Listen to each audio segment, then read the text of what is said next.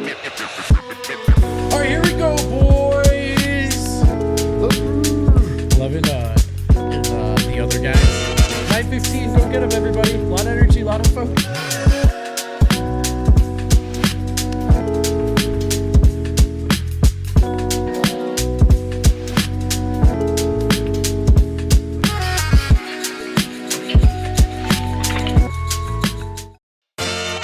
Man, this new countdown so fast. So fast. I thought I had 30 more seconds to go. You know but yourself to blame for that. Oh, man, this mic now doesn't twist the full way. I'm Don't break it. here. Don't break it. What's up, everybody? Welcome to a Tuesday edition of the DNVR show. Let's go. Look at us in Studio A, guys. Here we are. Formerly known as the Winners Lounge. Soon to be once again the Winners Lounge. Now it's just simply the lounge. Just the lounge at the moment, man. Showing off our legs here for everybody out there that's interested. We do have a good show for you today. We have some banter to go back and forth. There's some news and notes. That is, by the way. What's that? Interested in the legs. Anyway, go ahead. Keep going. Lots of people. We get comments. Put it in the comments. Show him. You love to see Can I the ask you a legs. question? Ask you a question, a real question. So if 100% of people like pants, but 50% of people don't like pants, is it worth it? What? Off you go. Off you go. Guys, we're going to be talking about a lot of stuff today. I actually, we never got to the Timberwolves City Edition jerseys because Eric was off the show a few times in a row, and then I just forgot about it. They're so clean. So clean. I can't wait to get Eric's full breakdown of those. Oh, my God. I forgot about them. I did too, and then I was coming across this morning when I was putting the show together. I was now like, I'm really excited for this show. I know. We're also going to... Actually, I also put one together, so I tried to feed... D-line. Sure. Tried to feed Harrison Wynn. Is this the year of Jamal Murray? Feed me. What does that mean? He keeps saying it. Do not feed him French onion soup. Or milk. No milk coming today. And then later on in the show, guys, I have a take about the in-season tournament that I've been workshopping that I'm ready to share. The Nuggets need to win it. The Nuggets need to win. They need to. For the sake of the tournament, for the sake of the league, for the health of You're looking out for I'm looking out for everybody. The everyone. Nuggets need to win it. All right, I got the squad with me over here, the walker himself, Brennan Vogt. I've leveled up, so I can now do this 2-mile walk in my Birkenstocks. So that's good. I was blistering at first. No more blisters, just vibes. That's such a terrible brand. Over here, I got the On a basketball show? I had a didn't agree with smoothie, you too. anymore. Yeah, smoothie. Oh, Yeah. wow. Not to brag. D-line.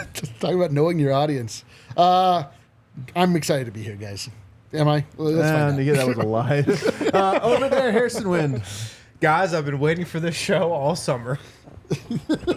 Wynn's go. excited to be I here. can't. The mic, Kale. For some reason, I have to sit like this now because how tight the. I can't turn it. I can't turn it. Oh, boy. Before you get into it, guys, the top story today around the NBA is that James Harden, Adam Silver, notoriously soft commissioner, afraid to punish anybody, came down hard on James Harden. Why?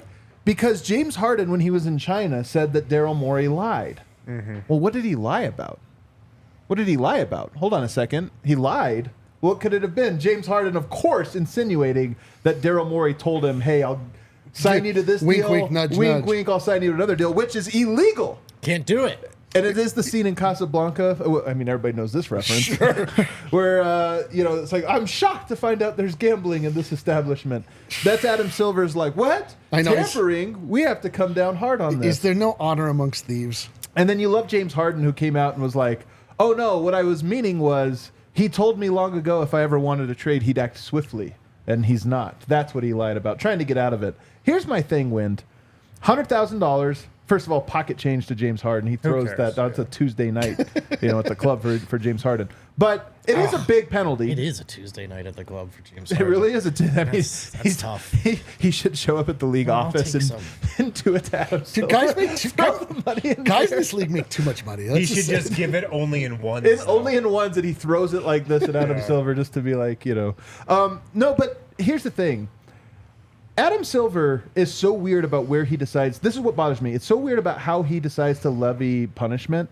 And I honestly, we all know James Harden is lying, but lots of guys have lied and said things publicly and not got it. There's something icky about Adam Silver coming down on this one in the way that he did to me. There's something icky about this whole situation, and I'm so over it and tired of it, and I just never want to talk about James Harden again. Like, I just want him to It's go gonna to be a great China show. Nobody and wants play to talk in about any China. of the topics. And so I never have to see him play basketball or hear about him ever again. I don't need that in my life. Don't really need Daryl Morey either. But I particularly don't need James Harden. Cynical Tuesday. And, I mean, the reason spicy, why yeah. Adam Silver came down on James Harden is because Adam Silver works for the owners. He doesn't work for the players. He's the commissioner of the NBA. He got elected and works for the owners. Daryl Morey, more closer to that group. And of course, they don't want this to set a precedent for other NBA players to follow, even though that has already happened. Like, that's gonna- and that yeah. will continue to happen. But that's where Adam Silver's coming from. He's taking the position and the side of the owners and not the players in this standoff. Historically, Silver, I think, has leaned a little closer to the players than other commissioners have. The dynamic you described, notwithstanding, of course, that is true. So why so hard on Harden now?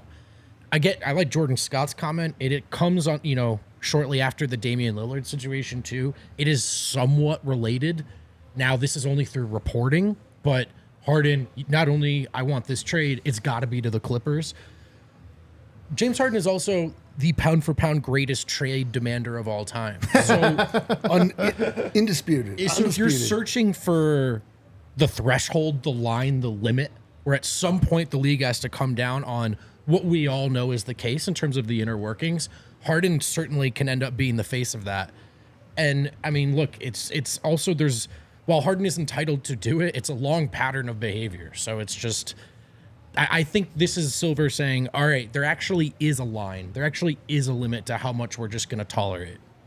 And I mean, one of the stories that has come out of Harden and the way he's handled himself that we even talked about on the show is, does Dame need to take a page out of the James Harden playbook and start forcing his way out? Stupid. But the answer is probably yes. Look, I mean, this Dame- is ridiculous, though. It is. What but- are we doing? But my point is, I think this is the real reason Adam Silver's like, I got to give a fine of some kind, because he's like, yes, that is logically the right thing to do. I can't allow that to be the case. So I've got to make these. But again, I think almost illegal punishment. James Harden didn't say Daryl Morey lied because he told me he would give him. He just said this. He lied. Could have lied about anything. And he's like, you know what? I'm going to throw a fine down. And to me, I'm just like, either address tampering or don't, man. Yeah. right. If I'm Harden, despite everything I just said, if I'm Harden, I'm still feeling like, why me? Why do I get the? He's probably just feeling like nothing. No, I'm just Because saying. these fines I'm just don't saying mean he's been anything. made into. Now, again, I just articulated that I think he's a good poster boy for this dynamic, but he's been made into the guy who's taking the biggest fine. It's $100,000 fine. That's pretty big by NBA standards. Fining. it's a maximum fine. It's a maximum fine. So For a player. this is. I mean, we whine all the time about what Adam Silver won't do. I mean, this is to some extent dropping the hammer. He's not allowed to fine him more than that. I think James Harden is becoming one of the most underrated basketball talents we've It's ever true. seen.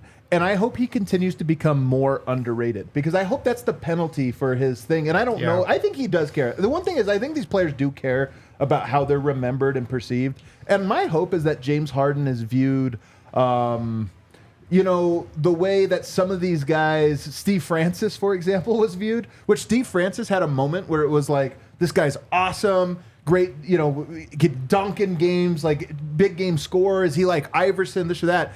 And his career plummeted, and all of a sudden is like nobody talk. Do you remember Steve Francis? I know who he is. But you don't like have. I don't think about Steve Francis often. You feel like James Harden is significantly more meaningful to basketball than Francis is. But my hope is that Harden kind of becomes Steve Francis, where we're like, yeah, like that didn't matter. Like, yeah, it happened, and you look at the numbers, but you almost sweep it under the rug because of all these things. And to me, that's the only way you get rid of these players trying to control everything, to where it's like, guess what? You controlled it so much that you're actually irrelevant now, and you were just a guy that made a bunch of money. I mean, that is the you hope that the universe steps in that people ultimately see through all of this. And I mean, there's just so much. Man, this is like just such a bigger conversation about like what power, money, influence, like where that balance lies in the NBA. And it's things like this where you try to sort of like seize it back, and you just be like, no, you're not allowed to have that level of power And but you can't do that. Also, again, this doesn't mean anything to James Harden. $100,000 doesn't mean anything. I'm sure he's just annoyed, but this is certainly not going to curb his behavior. He definitely just hates Daryl Morey even more. He's just going to turn it up. He's going to Yeah. turn up whatever he's doing. For sure. It's You're just stoking the flame. it is crazy. I was thinking about this the other night. I really do think the players make too much money in the NBA to the point where you can't really affect them in a way that their behavior, depending on the player, obviously.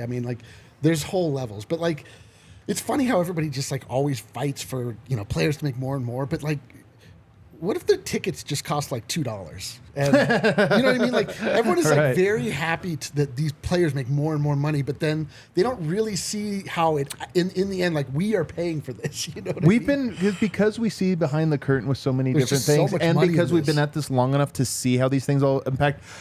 There is a type of fan, and I think it's the most popular type of fan of the 20 to 35 generation that, you're right, is ready to take a bullet for athletes because in this weird dispute of this weird economy of pro sports, athletes are labor. Yeah. And they view themselves as I'm a pro labor person. Yes, But to which your I point, agree with.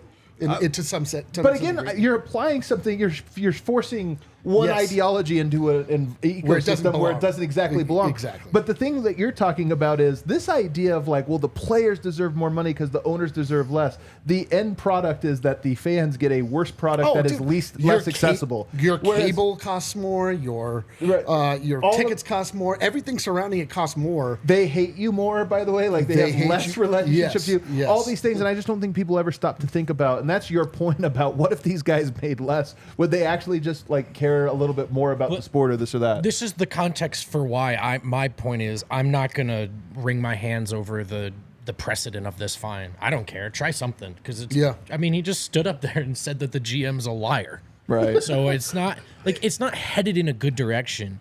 Now This is not a James Harden defense. This is more of a what are we doing? None of this stuff moves the needle for anybody. That's my point. True too. I'm just saying we're constantly Silver does nothing. He did just drop $100,000 fine. That's a hefty fine. The most you could do, yeah. Yeah, so I understand it doesn't affect Harden. You guys are right, but I'm just acknowledging that I'm not going to sit here and be well, is there precedent for it? Because it's an effort to curb something that I think most of us hate. Too much breath on I James agree Harden. with Timberwolves got new City Edition jerseys. By the way, I reached out baby. to a league source about this. The NBA has a date where every team can reveal their jersey. The Timberwolves and I think the Nets said, F it. Yeah. We'll do our own event. Yeah. That's a true story. They're just we'll release it whenever we Love want. that. Love that energy. I kind of love it too. Well, love the energy. The Yeah. jersey here, inspired by the lakes of Minnesota. I don't know if you guys know this. Minnesota, lots of lakes. Wow. Thousands. This is unbelievable. What a weird esoteric connection where they just put a literal lake. a photo of water on the front of the jersey. What could this be connected to? This is a bottom, Eric. I'm not the design expert you are, but I'll let you run with this. But to me, this is a bottom 5 jersey I've seen in the Should we Nike get the era. tears graphic out? This Yeah, let's do is it. what this is. This is a bottle for. This is a new bottle design for Aquafina. That so is, yeah. This is no, not Aquafina, something nicer. This is Fiji water or something. Can you just explain what Come on, it it's is? at least nice water. I It's don't supposed know. to be a picture of water. Yes, the top. The you see at the top the black. That's the swirls of water. That's the stock photo that they grabbed and grafted onto the top. So there are different. I have a lot of issues with the way that certain jerseys are made and just the approach that have taken that's taken. I am very much a traditionalist and a purist when it comes to jersey design. I like things that are sewn together, color blocks that are made of fabric that are sewn together and could have been put together in the Bowery in 1920. With the advent of dye sublimation that came in the 90s, that's where you start to see all these you basically have the shape of the jersey that you print to almost like an inkjet printer. So you're not bound by, just patches and things that are created physically. That's where you saw the big, all those crazy jerseys in the 90s, the Raptors, the Suns, that are just basically all over prints that you can just do insane things with.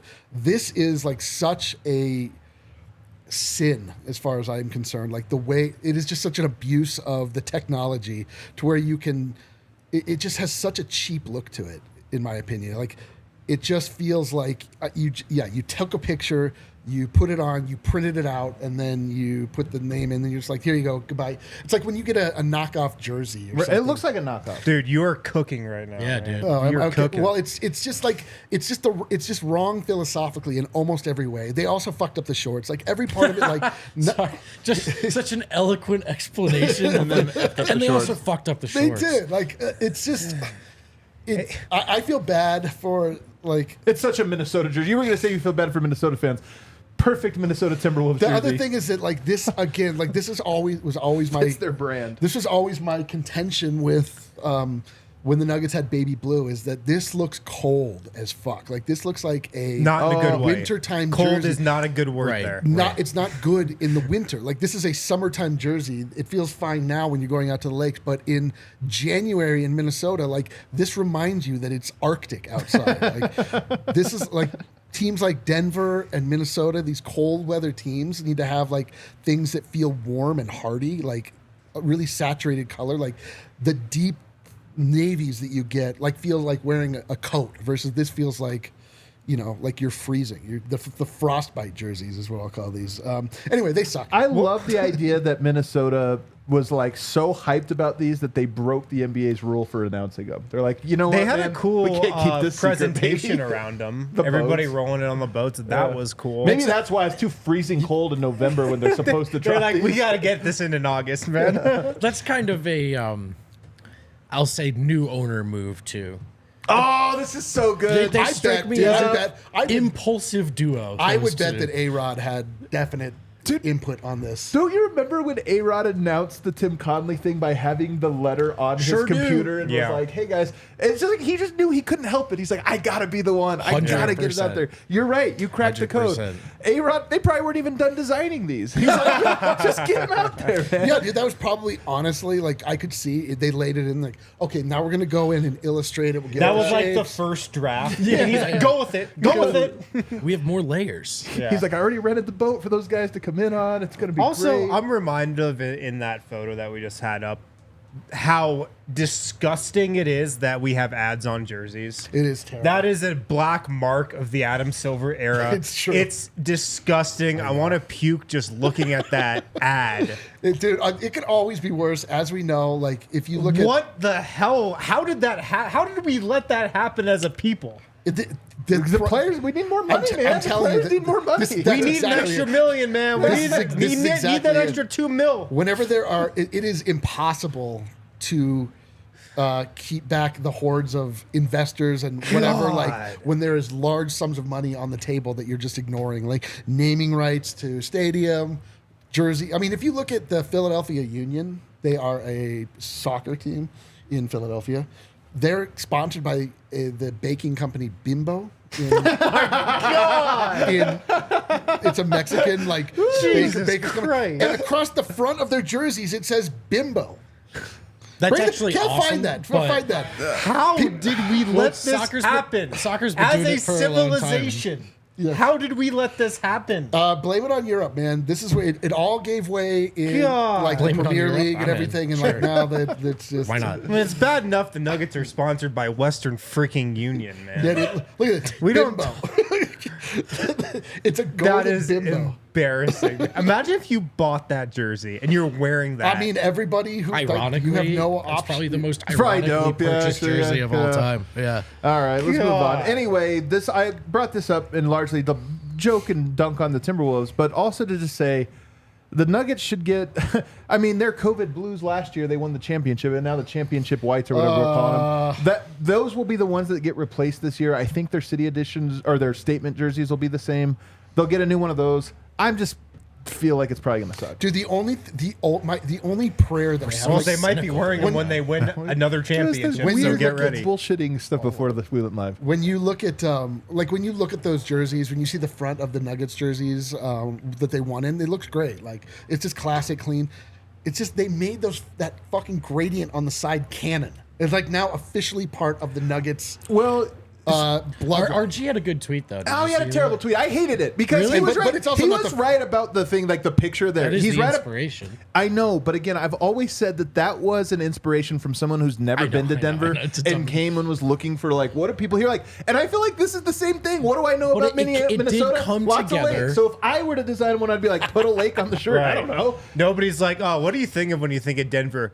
Union Station. Union bro. Station, all man, right, the Union panel, the- freaking I- Station. Counter argument: it came together when all those pictures of them in front of Union Station. That is cool. That is having cool. the I'm parade getting it. in front of that with Just the a little lettering, devil's that advocate. aspect Although- of it is cool. You guys Although- are And so, those to play guys so on the lake grouchy. riding a Play- bike looked cool, I guess. In that Although to specific play moment. devil's advocate, if you actually see it, that they don't match it that I know. well. I mean, So that's you're like, I know. you That's would, a good if it counter. wasn't pointed out to you, you wouldn't be like, oh, there Right, it is. right. That's Union Station. But again, like I'm totally fine with the way that the front looks. It's a very inoffensive sans Yes. serif font. It is classic. Like, campy. imagine if Minnesota It's won the championship sides, in dude. those jerseys. Yes, Like, well, that would be yes. Well, embarrassing. it will be embarrassing. All right, let's take a break. On the other side, the big topic, which is That wasn't the big topic. Wind keeps saying this is going to be the year of Jamal. What does that mean, Wind? We'll talk about that on the other side. Circa Resort and Casino. If you guys are thinking of going to Vegas, maybe for an NFL game, college, whatever, maybe just a trip, maybe just Oh. looking to spend a weekend with the fellas or ladies, check out Circa Resort and Casino. It's the best place to stay in Vegas. We all stayed there for Summer League. Had a great time, an absolutely awesome time. They've got the world's largest sports book, 3-story stadium style, tons of TVs, betting, food options. They got Victory Burger right next to the casino. It's a great spot. They have Stadium Swim, the best place, I think, to actually watch sports. Post up in the pool, on a chair with your buddies, get some food, some drinks, watch whatever's going on that night on their 143 by 40 foot LED screen. Much bigger than yours. That is not a typo. 143 by 40 foot LED screen. Circa's awesome. If you want to book a stay there, you can use the code DNVR20 for 20% off. DNVR20, 20% off your stay at Circa Resort and Casino. It's an awesome discount. You will not regret staying there. They've got everything you need. It's just as good as those really expensive casinos that you're staying in on the strip. And it's new. It's like brand new, it feels. So it's even nicer than a lot of those. So Honestly, the best rooms I've ever stayed in. yeah, awesome rooms, big, spacious, like totally updated stuff. Code DNVR20 for 20% off your stay. Hey, one of my favorite places to bring buddies and hang out is Illegal Pete's. Now they don't have the biggest TV screen I've ever seen in my life, but they do have a great vibe, and it's the go-to spot for burritos, buddies, and beer. Check out one of their many Colorado locations. I'd say it's still patio season. Yeah, I'd say it's still patio season.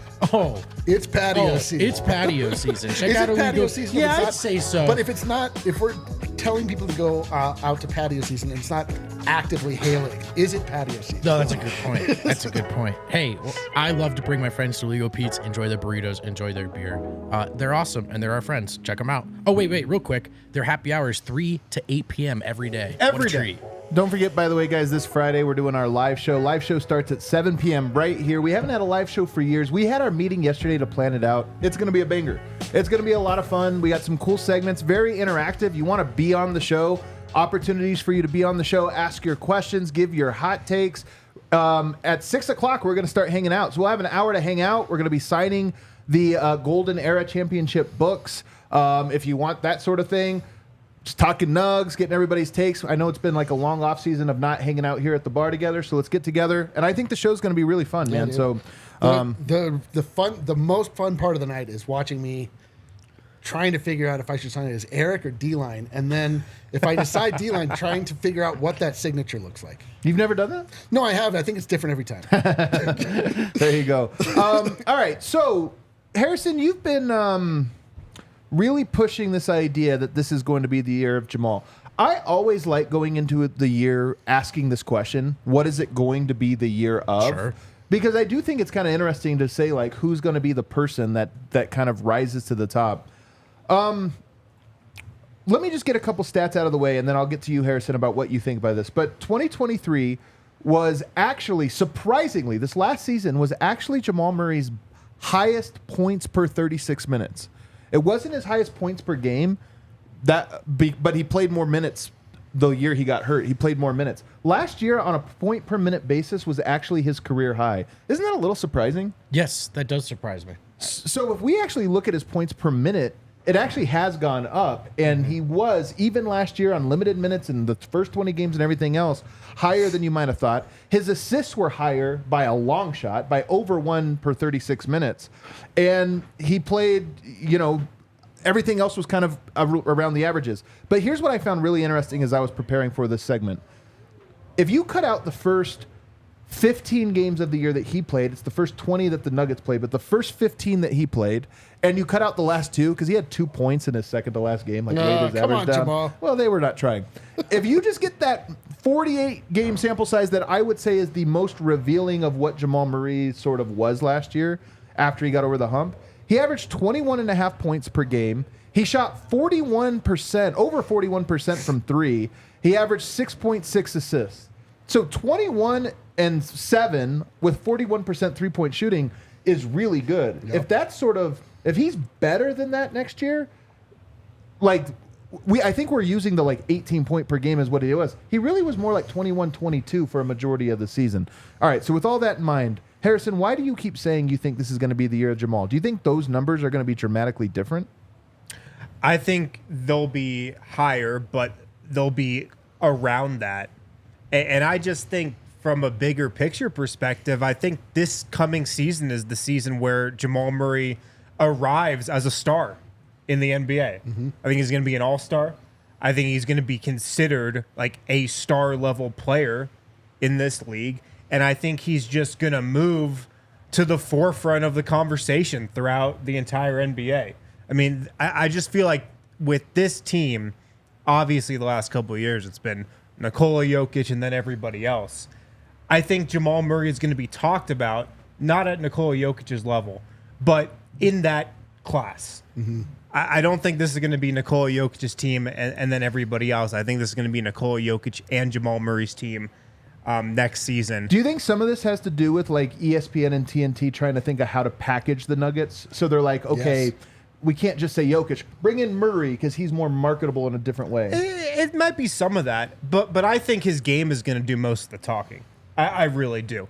Coming off of last season, all the stats that you laid out, he was bad for the first 20 games, as Nikola Jokic told us he would. And then over the course of the entire season, you saw him return to form and then I think become the best version of Jamal Murray that we've ever seen. I think last season, he was so much better than he's ever been in his career. And in the playoffs, he was better than he was in the bubble in 2020. The stats back that up as well. And honestly, I think the biggest growth and the biggest improvement that I saw in his game, and why another reason I think this is going to be the year of Jamal Murray, is that I saw him become an elite table setter, an elite floor general last year. And that's maybe the most underrated part of his game. We know he can score. We know he's an absolute just beast in the playoffs in terms of hitting big shots, sensing the moment. But as a point guard, as a floor general, I saw him really level up in that regard last season. Like, that part of his game matured a ton. He averaged 10 assists per game in the finals last year. That's the 10th most in NBA history.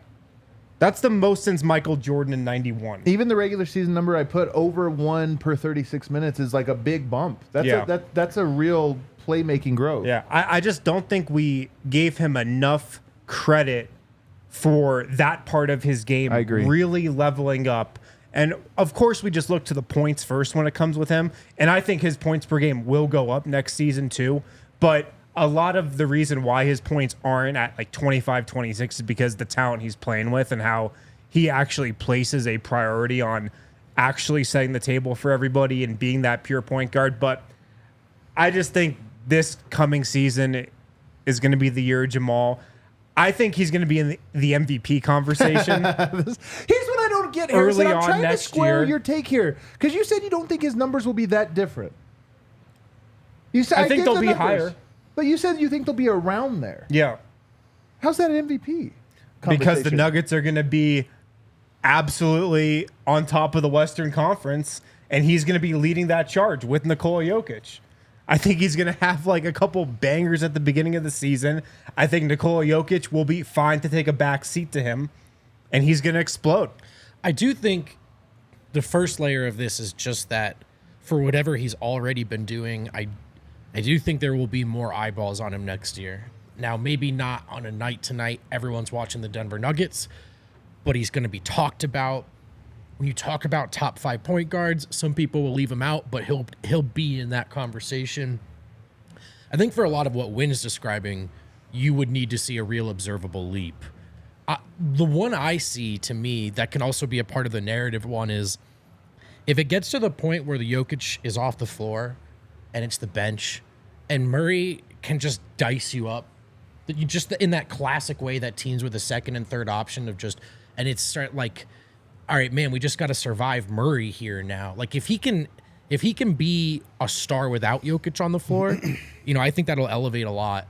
I think I'd be honestly shocked if he's in the MVP conversation, but I do think he's going to be an all-star. Yeah. And I do think that when you're talking about point guards, and we mentioned this yesterday, it's why I wish he had played for Team Canada. I respect the decision, but even just that direct juxtaposition with SGA, who's considered better by most people just in a casual glance, is that really true? And so I'm looking forward to Jamal pushing some of those questions and those answers forward this year. But I got to be honest, man, I'm a little surprised to hear MVP. I think at the beginning of the season, clip this, Kale. At the beginning of the season, Nikola Jokic, I think we have a pretty good idea of how he might enter the year. Well, that's a good point. Casual, comfortable, chilling a little bit. I think he'll kind of play himself into the season. I think Jamal's going to come into the season ready to go, man. Like, raring to go and aggressive, looking for his own. I just think he's going to start the year really strong. This is going to be the year he kind of does away with the narrative that he's a slow starter. He has the full summer off. He's healthy. I just think early on this year, this is kind of going to be Jamal's team. All right, Eric, let me get your take on this. Because one sneaky thing about Jamal, like, is there this invisible hump that he can get over? Because here's his points per 36 minutes starting with his sophomore season. 19, 20.1, 20.6, 21.5, 21.9. In 5 years, it's gone from 19 to 21.9. That's a 2-point difference. Mm-hmm. He's largely been a pretty consistent player over these 5 years. So should we be expecting this proverbial wind-like leap? I think so. Last time Jamal Murray had all eyes on him, it was when no one was allowed to leave their house. And I think that after the bubble, he didn't really feel the change in the culture, the focus on him, like he would probably in this offseason, where now he's walking around, people are like, oh, Jamal, I think shows up to Team Canada practice and he's the guy. I think there's something in him that will probably be he's feeling the rewards of playing hard that he'll be able to benefit from and going into the season. I do think it all comes down to Jamal. I think he was averaging 26 in the playoffs. That to me, he didn't play so out of his mind that you shouldn't expect him to be able to reach that level on a night-to-night basis, depending upon his motivation. All this, that's always what we come back to with this team is motivation. Do they care enough? We know they're good enough. The crazy thing that we heard and we've been hearing is okay, cool, he can do it in the playoffs. Can he do it in the regular season? It's yes, he can do what these guys can do what they want. I think Jamal kind of likes this respect coming to him. He loves the attention and the way Jokic hates it. Yes, I think that he enjoys it, and I think he will want that response. And the bump as far as whether or not he's an all-star and things like that, I mean, that's all. A lot of that is just marketing, and it's does he get the focus? Do people think about him? And now he is in people's minds as a guy to pay attention to. He got it a little bit in the bubble, but again, that was such a weird point in history that everything changed immediately. And then he got hurt, whatever. It just wasn't the same. The draft coming off of this season is so much different than anything else he's ever had. MVP sounds a lot, but I didn't say he's going to win MVP. I said at the beginning of the season he's going to be in the conversation. Sure. I mean, we'll see. I think he's going to be. I mean, I completely on board with the take that this is going to be the year of Jamal. And the other aspect of it is he won a championship. I don't think that took away from any of the hunger that he has to prove people wrong. Because I don't think Jamal Murray, I don't think he believes he's getting the respect that he should, even after winning the finals. I think there's a confluence of the two things you're talking about. Eric's like, he's getting the attention and he probably enjoys it because now he's one of the stars. But it's not enough, man. But not enough It's not. where he deserves. I think he's hungrier than ever. I think he's more motivated than ever. Yeah. I think he won that championship. He got his spotlight. Would you say he's addicted to be in the finals? I will not say that. I would never say that. But I think he's just as hungry as he's ever been, All-timer. if not hungrier, and more motivated than ever. I think so too. To prove his standing amongst the NBA elite. And I think that's going to be his mission this coming season. So for it to be the year of Jamal, because Jamal had such a great playoffs, and it was his last year was his return, that you could make the case last year was the year of Jamal. Sure. No, Honestly. it wasn't. What's that? I don't think it was. Well, first of all, it's not it's not that you only have 1 year of Jamal. Like every year you would say it was the year of somebody. And I would say out of the last 8, most of them have been Jokic, the year of Jokic in some capacity. Last year might have been the year of Jamal just in terms of his return and then obviously his playoffs, like, okay, he elevates him there. But for this year to be the year of Jamal again, I do think that he has to make that leap to being a true, like, 1B type guy that can carry, one, a bench unit that doesn't have Jokic, which is something he hasn't necessarily done very well at all so far in his career. And 2, is a guy who is more consistently capable of Jokic stepping out of the way. Like, Jokic is still the best player 99% of the time. Of course. And we know he's a better player overall. But the idea of like, oh, I'm not needed tonight because Murray has it going, those nights don't happen that often in the regular season. And this next year would have to happen a little bit more. The other options for the year, I mean, the year of Michael Porter is also on the table to me. There's a very good chance that he would be the other guy that it's possible this is the year of. Sure. If the powers that be see it fit, if they want it to be so. If there's a concerted effort, mainly Jokic, and I think this is actually very much on the table, to spend those early months, giving Mike the rock, you know what I mean? And just honestly empowering him. I do think it's tough for me because some of this is contingent upon people feeling like he's got this full off season and he's ready to go. I think the health is just tough to... His comments about having to rehab while he was playing last year, like, I don't want to say they're concerning, but they don't alleviate concern, Like, I just think he's always going to be going through it. So I'm not sure if I'm expecting some big physical leap, but does he come back just however much smarter, more mature? The game looks so much slower to him having been through all of this. And I think there's a real possibility that some of the elements of panic or just gripping the wheel tighter as Malone asked for more of him will be a little more of like calm, a process and maturity. This is the thing that I think is most underrated about Jamal. I just think that this last year he became such a smart player. I think he's one of the smarter scoring guards in the NBA. Honestly, one of the smartest ones, and it was under the radar last year. Where it really shined was obviously throughout the playoffs, but to me, Game 3 is the quintessential Murray's not the guy he used to be. Because that game didn't just require toughness, shot making, handling pressure, going at good defenders.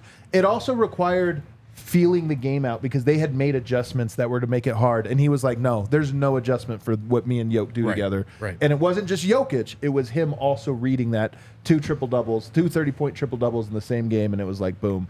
Murray can get on Jokic's level mentally on the highest stages. To me, that was the big difference. Rising up for an open jumper is very easy for MPJ, and there's other elements of the game where, like, if certain uncontrollables look a certain way, he gets a little rushed, he gets a little or he misses a read, and it's that stuff that, after having been through a very good playoff run that also included a little bit of struggle in the finals and having to navigate and rediscover what made him good in the first place, I just would imagine that these regular season reps are going to seem a lot slower to him. There'd be a lot more confidence, and maybe we can see him level up in terms of how he reads the floor, get back to that 2-man with Jokic that was budding a couple years ago. There's room for all of that. So I'm excited to see what he does with it. Let's take a break. On the other side, I have one more question about the year of Jamal, and that is it best for the Nuggets if next year is the year of Jamal? Why or why not? Guys, better help If you're looking for therapy, if you're looking to improve your daily life, if you're looking for just a better quality of life, maybe therapy is the option for you. BetterHelp.com/DNVR. You can talk with a licensed therapist. BetterHelp.com/DNVR. What happens is you just answer a few questions about yourself when you go to that website. You'll get an email and you'll get matched with a licensed therapist. And then you guys can begin scheduling sessions from there. If you're thinking of starting therapy, give BetterHelp a try. It's entirely online, designed to be convenient, flexible, and suited to your schedule. Maybe you're dealing with decisions around your career, relationships, anything else. Therapy helps you stay connected to what you really want while you navigate life so you can move forward with confidence and excitement. So go to betterhelp.com/DNVR, answer a quick questionnaire. You'll get matched with a licensed therapist. And then from there, you can begin scheduling sessions with them. Let therapy be your map with BetterHelp. Visit betterhelp.com/DNVR today to get 10% off your first month. It's a great discount. Therapy is expensive, but it's something that a lot of us need. 10% off is great. DNVR. Use that code betterhelp.com/DNVR to get 10% off your first month. BetterHelp.com/DNVR. Hey, the burrito's so nice, we're telling you about them twice. Illegal Pizza's dope. Hey, there are some competing franchises, let's say, that let you build your own burrito. Hang on, do they have a bar? Full bar? Plus the best vibes around, plus a patio, plus a happy hour from 3 to 8 p.m. every day. Do they stir it? Do they stir it? Do they have pesto available? Here's what I'm trying to ask you. Are they Illegal Pete's? Because if they're not, the answer is no thanks. And if they are, the answer is yes, please. Illegal Pete's, the go-to spot for burritos, buddies, and beer for 28 years. Alrighty, back here, segment 3. So here's the question, Eric. The year of Jamal sounds cool because it's like him Sounds taking great. over, him becoming, another star, like two legitimate, not just stars, but superstars, Jokic and Murray, which they are in the playoffs. Is that the best thing, though, that could happen to the Nuggets? Is there a better thing? Is there the year of someone else that would actually be better? I mean, we just saw Jamal and Jokic take over the playoffs, and it netted the championship. So I think that's pretty good. But that was the playoffs. Yeah, but like, I mean, I agree with the playoffs. Of course, that's what we want. if they can replicate that kind of production throughout the year and get the absolute number 1 seed? I mean, those two guys are enough. I agree with this. MPJ is like, if you can get production out of MPJ, it's awesome, and it helps to push it over the top. But like, they got it in some series. They didn't get a lot of it in the finals, but they mowed through the finals without any problem. Like Aaron Gordon, another guy that you look to. I mean, the starters are constructed in such a way that there's such strength with those two. That two-man game is the foundation of the Denver Nuggets. Like, when we didn't have it, we were in purgatory. When we have it, we are the champions. So, like, all the other pieces play in so nicely around it, and they are not ball-dominant guys, and they shouldn't become ball-dominant guys. Like, though, everybody else on the starters should do as they have done, step up when it's required, give you everything they have when the ball comes, but they shouldn't start to be featured, in my opinion. Like, we've seen the recipe. You don't, like, until, we've shown that it's too much to rely on those guys all the time. Like, okay, let's back off. Let's find other ways to win. And that's a lot of what the NBA season is. It's just a war of attrition. Like, these guys are tired. Like, can somebody else ultimately step up, and can we win in a different way? Can we find different paths to victory? And the Nuggets are deep enough that they have that. But if you're asking me if like the ultimate focus should be anything other than those two, like, absolutely not. Like, so if it was a MPJ breakout year or a Murray breakout year, you can only pick one. You would take a Murray. Absolutely. Dude, if it's a Murray breakout year, they are going to kill. That's the a NBA. legitimate Kobe and Shaq. They're going to murder They the might NBA. win 73 games if it's a Murray breakout. Murder the Murray, NBA. Murray becomes like a top 10 player in the NBA. Then It's like- then you're talking about. Dude, we are in golden Smuggets era at that point. I think no one can talk to us ever again. Whatever it takes to become a different team in the non-Jokic minutes, and Yeah. that could be the year of Jamal off the bench, maybe the year of Porter with the bench, whichever one. But the idea being, they've consistently won in this grouping of games that they're winning more than any team in the league in the last 5 years, at least out west, right? Like, they win regular season games, but they have not put together some of the most insane regular seasons we've seen in recent memory.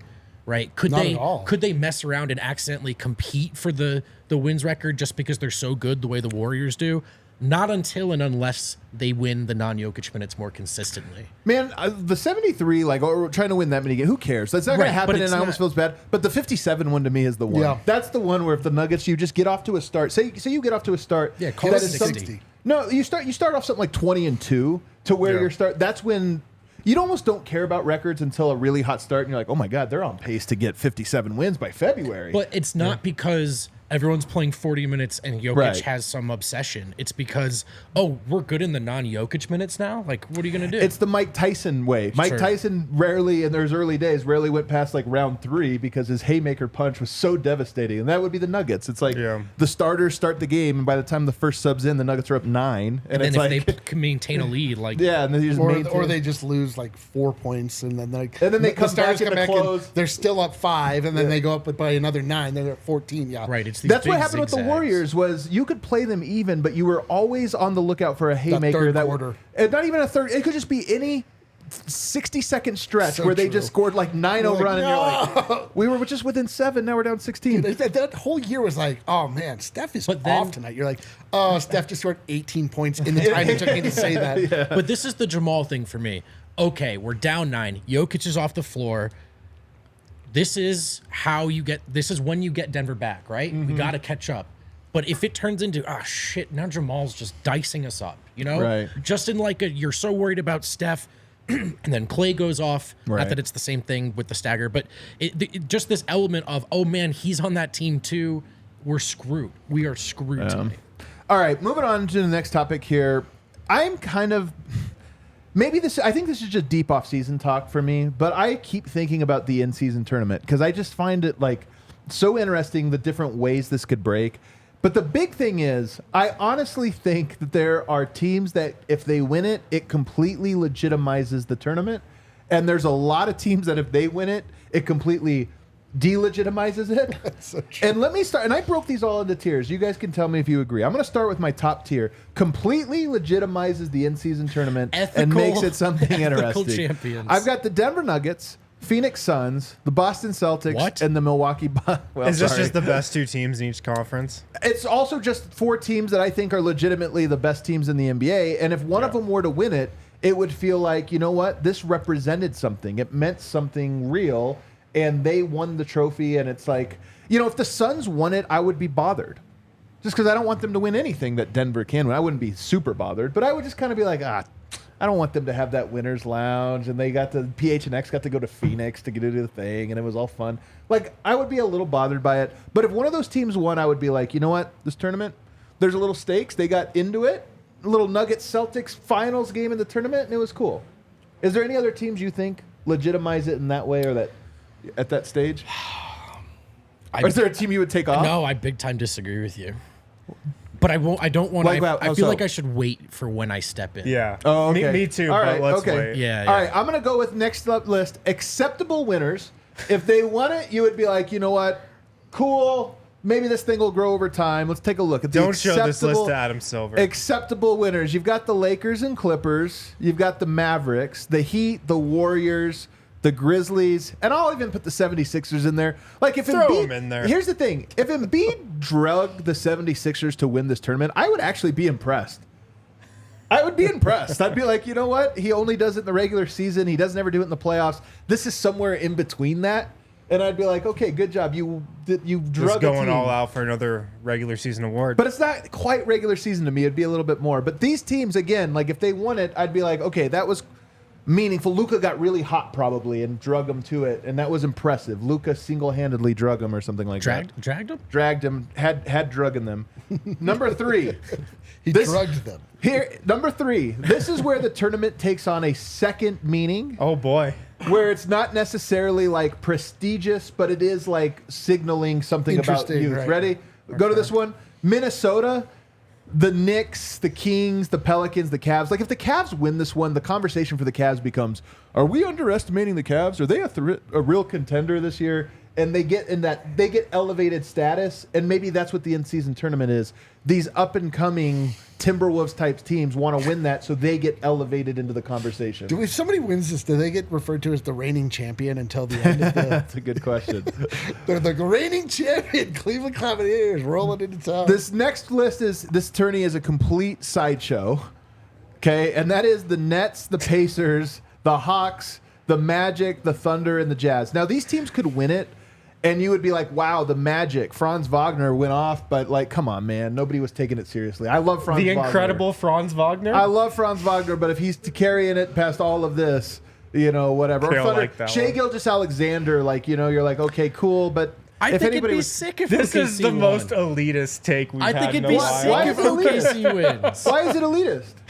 Because you're pretty much saying if half the league wins it doesn't matter. I want to see one of these teams win because they played really well and they kicked everyone's But ass. But that means I'm with other Adam teams on didn't this. take it seriously. I'm with No, Adam on not this. It means- necessarily. What It's a single elimination tournament. Yeah, what But if it they just- Anything can happen Thank in you. one game. Thank you. But there's But also there- a pool they have this to is win like, to get in. who do Yeah, you look so? at? Four That's games. 7 in a row they have to Yeah, win. but who That'd do be you view fucking as awesome. contenders? Who do you view as contenders in this world? And if the non-contenders are winning this, then Fellas, what is this? that's what the playoffs are for. Yeah, but the there's playoffs a whole prove- season to decide who the contenders are, and then a tournament to filter them out from there. But the point being, like, if somebody can just get hot for one game, like, what does this mean? This is like not actually. It's also 7 games. It's not 1. well, but it's single elimination once it gets to Right. the part that is meaningful. And then it's 3 games. right. How many 3-game winning streaks did those teams have throughout the year? Probably not many. Here's what I'm saying. What separates OKC from Philly in terms of the heinous nature of their rebuild? What if they go for it and they win this tournament and it's because their young guys played really well, played good basketball, and it's a exciting moment. Everyone gets excited about to say OKC's got next. They're coming up, right? And the players on that team get to feel like, hey, man, this is cool. I like being in OKC. Here's what I mean. For this tournament to have a meaning besides what you're talking about of this, whatever, then it has to me, it has to be a good team that wins it. If Oklahoma City wins it, I don't think anybody looks at this and goes, oh, what a prestigious event. Right. It's just a sideshow. What if Oklahoma City beats the Celtics Right.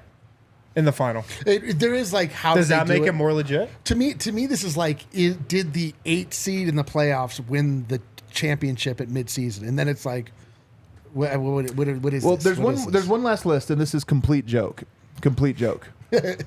And that is, of course, Detroit. If Detroit wins this tournament, it's going to be what is the point of I this? have to agree with Clearly, that. I nobody do have cares. to agree with that Houston one. Rockets, Spurs, Charlotte, Yeah. Portland, even Yeah. Washington, Chicago, and I even put Toronto in this lowly one. It does signal that the big teams did not care. Did not enough. care. And so this is my whole point. And to kind of phrase why I'm saying for this to become a prestigious thing that people actually care about, do you play when you get to the tournament round? Do you play your starters an extra 2 minutes? Is Yoke playing 36 minutes in this because there's a trophy on the line? That's where I think, to me, that's how it would be a success. And so I started going back and thinking, the last 30 years, historically speaking, which NBA champions would have for sure won the in-season tournament? What teams that went on, in your opinion, do you think for sure? And I actually came up with only a handful. I think 4 out of 6 of the Jordan Bulls teams would have done it. I think 96, no question, that team would have done it. Jordan was just a maniac. They only lost 10 games all year. So the odds of them winning this tournament, and I just think Jordan would have been like, hell yeah, we're winning this thing. Yeah. 96, 97, same thing. They won 69 games, not 72. 93 and 92, I just think Jordan would have... He was in a zone where he was like, I don't want anyone else to get anything. I want to win everything. I think his teams would have done it. I think the Lakers in 01, same thing. They were too dominant. I think Kobe at 09, that Lakers team, it wasn't that good. They won 60 games or 62. But Kobe was on a mission to... he was trying to kill everyone that year. I think they would have done it. And then I think I said the Warriors in 15, 16, 17, 18, and 19 likely would have won that tournament because they were just so much better than everyone that their floor was... And they were stomping This everyone. feels a little bit like Bill Simmons just deciding who gets a title, going backwards in revisionist history. So you disagree with the list? No, I just have no idea how to engage with it. Why? I have no idea how to answer it. I don't know. Do you think that the Warriors teams that you saw in 16, that was clowning everybody, I think and that this team would've- tournament yeah, I think existed, that team would've gone So for you it. do know how to adjust it. Yeah, So sure. I'm trying to say teams that would have taken it seriously because they had a pride of making sure nobody else got close to them. Yeah. I agree And when with we that. talk about this tournament, we kind of are defaulting to nobody's actually going to care. And I'm just saying, throughout history, there are teams that care. And my Right. point with this entire exercise is we're talking about the Nuggets as reigning champs. We're talking about them as having a chance to repeat. One way that this tournament can become a cool and valuable thing is if it becomes a minor way of saying we dominated our era. If the Warriors went through and won in 15, 16, 17, 18, and 19, not just every title, but also every play-in, it has an elevated, that team dominated everyone. They didn't let anyone get close to them, even in the regular season, even in the play-in or in-season tournament. It carries a different level of prestige than if Oklahoma City wins this and we're like, how cool for them, they're up-and-comer. That's my point. So I think people actually are going to take the tournament seriously. Let's hope so. And I think it's going to be a massive hit. But I actually think it'd be really, really cool if a team like Oklahoma City won it. Because I always like to think about the NBA in terms of what is the story of that season? What is the story of the last 6-7 months? If the Thunder win the in-season tournament, I think that's actually a huge landmark and it can be an actual substantial point of demarcation in their rise up the Western Conference. Right. And I think in the playoffs, you can look back and say, well, maybe the Thunder, maybe they should get our respect heading into the playoffs. They won the in-season tournament. Look at all the teams they took down on their road there. So I actually think if a mid-tier team won it, even especially if they won it over like a Celtics or a Milwaukee Bucks, right. So that I think would actually be best case scenario. So let's change it. So I called that section fun but mostly meaningless, but I think it's really just the phrasing. That would be like fun, and it's an opportunity for those middle tier teams to launch themselves into Right. the upper conversation. Right. And that's what I what I actually agree. think the midseason tournament is what they're wanting Narrative it to be. setter. Right. And my ideal situation is you have a team like you're talking about, and you have teams like OKC Right. who are going for it, and maybe you get an upset. And then, but also just going off Wynn's point to piggyback, you think of these. So if ownership is looking for a reason not to fire that young head coach that people do like, but maybe it's going a little slow. Your star players considering, are they the next Harden or do they want to stay? Now, I don't think one tournament win solidifies that, but I think these, as Wynn said, these are points in the timeline where you can say the culture went forward and not backward. What about this one for you? What if Jamal's averaging 20 points, 6 assists, 4 rebounds a game, and then the in-season tournament comes along, Nuggets make it, 30 points, 10 assists, I'm sure he will. 45% shooting, and it's just like somehow Right. he's also an in-season tournament Yeah, riser. maybe Right. he's in the MVP conversation. Then, Coming, at that coming out point. of that, it's the year of Jamal. Yeah. This is my only point. I do think that there are teams that if they win it, it's like this thing is dumb and it doesn't matter. sure. Because it And points to no effort. no effort and like, oh my God, the Rockets are placing the Hornets in the semis, and we're like, this is dumb. But I do think there are other teams that was like, nope, nobody ate on our watch. If even LeBron, if he wins it, it's like, hey, LeBron is healthy early enough in the season, it matters, this or that. And then, like you mentioned, those middle class teams rising into the upper echelon is a cool story. But all the other ones, them winning it to me would be like terrible. It would just You're be, right this is about dumb. Detroit. It just would be like, what are we doing? I Detroit, our actually- two champions this year are yeah. the Denver Nuggets and the Detroit Pistons. But I actually think we're not going to really know until we see it. Because, dude, Jalen Green could get hot for 3 games. True. He could. Like, Cade Cunningham It's coming literally off never this happened. summer with Team USA could carry the Pistons to the But- semifinals of the play-in tournament But- against teams actually trying. Like, that's on the table. But like you wouldn't say that you could see Jalen Green getting hot for 3 games in the actual NBA playoffs. Like the Houston Rockets would stand no chance against a team that was motivated to actually beat them down, even if Jalen Green got hot. Right. Like, But I think it's a little ridiculous to ask teams to take this as seriously as they take the playoffs. totally. But to Adam's larger point, this will be an indicator as to how much teams actually care, and so that should we care about the outcome because the competition was at the same level versus like, okay, we have to do this. Oops, we lost. Here's the real point. If the first year this was ever introduced was 2015, I think the Warriors win it 5 years in a row. And I think that it gets a meaning because they can claim that. They can say, we won this sure. thing, and it's just another little feather in their cap. All right, take a quick break. On the other side, a quick question to wrap up. Guys, check out Backus and Schenker if you get hurt and you need a law firm on your side. Hit hit up Backus and Shanker because they win for Colorado families. They've been helping those seriously injured in Colorado for more than 25 years. And the coolest thing about Backus and Shanker, you don't pay them any money until they win your case.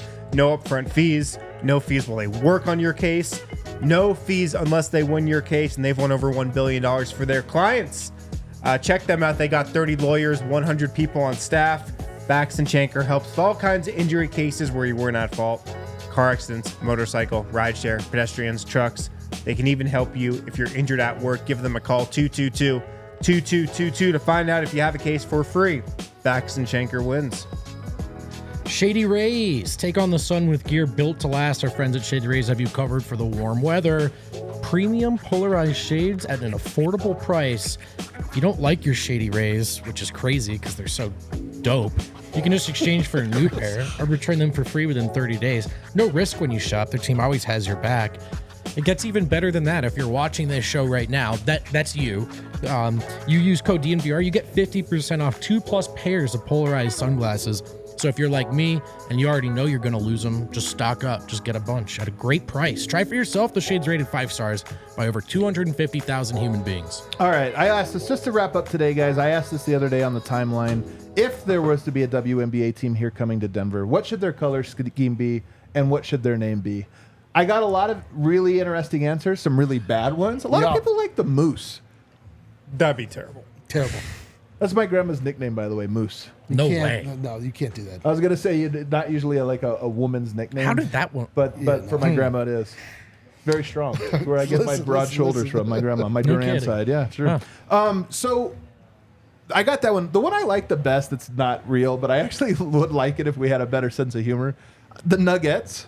Oh, but there's no way we can name them the Yeah, you Nuggets. can't do that. What you is this, can't do like the 20s? Yeah, it's Don't like, you that's think like it's the great, rock. though?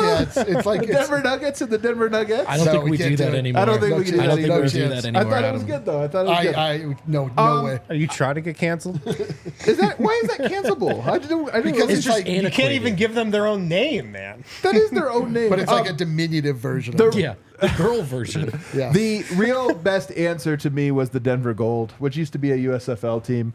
You play off the Gold, you play off the Nuggets, like the Suns and Mercury. The We already got Mystics the and Grand got the Rapids gold. Grand though. Rapid gold. Yeah, you can't do a gold. Well, now. yeah, and like their footprint is huge too. Yeah, exactly. You see But what I it- mean? The gold would have been great. I don't Yeah. think you can do But it it's now, like though. weird. You're like, oh, yeah, he's going down to the gold. You're like, wait a minute.